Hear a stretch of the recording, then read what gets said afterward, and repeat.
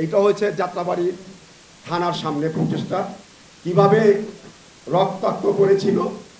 সেদিন আমি যাত্রাবাড়ির ড্যাংরা পোস্তকলা কদমতলী যাত্রাবাড়িতে আমরা ৩৯ জনের শহীদের তালিকা করতে সক্ষম হয়েছি।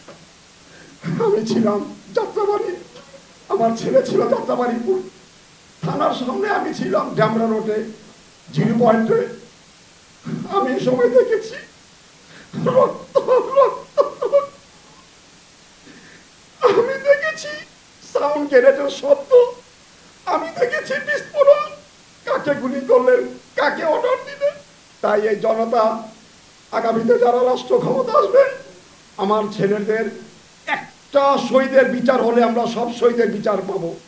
আপনাদের মাঝে রাষ্ট্র যারা ক্ষমতা আসবেন তাদেরকে আমি একটা কথা স্মরণ করে দেখতে চাই, আর কোনো মারমুখ না হয়। একটি বাবার কাঁধে একটি সন্তানের লাশ, আকাশ জমিন সেদিন মনে হচ্ছিল আমি আর শুনে। তাই আমি আগামীতে যারা রাষ্ট্র ক্ষমতা আসবেন প্রত্যেকটা শহীদ পরিবারের পাশে থেকে একজন করে যারা শপথ গ্রহণ করবেন, একজন করে প্রতিটা শহীদ পরিবার সেদিন সাথে সাক্ষী হিসাবে থাকতে চায়। আরেকটি মেসেজ আমি দিতে চাই এই আপনাদের মাধ্যমে, ৫ই আগস্ট যাতে সরকারি একটা ঘোষণা হয়। আরেকটি মেসেজ দিতে চাই, সারা বিশ্বে যাতে যাত্রাবাড়িতে একটা শহীদের স্তম্ভ হয়, রাষ্ট্রের থেকে দেখে যে না এখানে একটা শহীদের স্তম্ভ হয়েছে। অনেক কথা বলা ছিল, বলতে পারি সময়ের অভাবে। আপনারা দেখেছেন যে শেখ হাসিনা তিনি গত ১৬ বছর ধরে যে বিভৎস নারকীয়তা তার জনগণের উপরে, বাংলাদেশের জনগণের উপরে চাপিয়েছেন, তার চূড়ান্ত পরিণতি, চূড়ান্ত বিভৎসতা আমরা দেখেছি জুলাই আগস্টে এসে।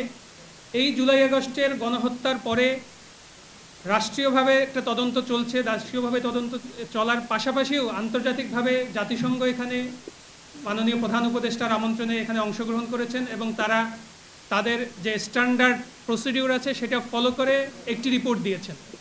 সেই রিপোর্টের পরে আমাদের যে দায়িত্বগুলো, আমরা যারা এই হাসিনার পতনের পরে আমরা যে রাজনৈতিক দলগুলো রয়েছে যারা জনগণের প্রতিনিধিত্ব করি বলে দাবি করি, তাদের কাছ থেকে আমরা এনাফ রেসপন্স পেয়েছি কি না। আমরা দেখছি যে সমস্ত বড় দল, মেজর পলিটিক্যাল পার্টিজ আছে যারা এরপরে ক্ষমতায় যাওয়ার জন্য উদ্গ্রীব হয়ে আছে, তারা তাদের দায়িত্বটা পালন করছে কিনা। যে শহীদের কাঁধে ভর করে তারা এখন ক্ষমতায় যাওয়ার স্বপ্ন দেখছেন, যে শহীদের বাবা আমাদের সামনে এসে তার বুক ভাসাচ্ছেন, সেই শহীদের দায়িত্ব, সেই শহীদের বিচারের দায়িত্ব নিয়ে আমরা আগাচ্ছি কিনা।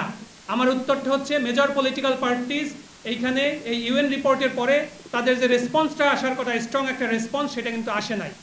এই যে আমরা সব বড় দলের পক্ষ থেকে দেখেছি যে যারা এই রিপোর্টকে ভিত্তি করে তারা আওয়ামী লীগকে বিচারের যে দাবি সেই দাবিতে তারা কিন্তু মাঠে নামছেন না। তারা অন্য একটা, তারা নির্বাচনের জন্য আছেন।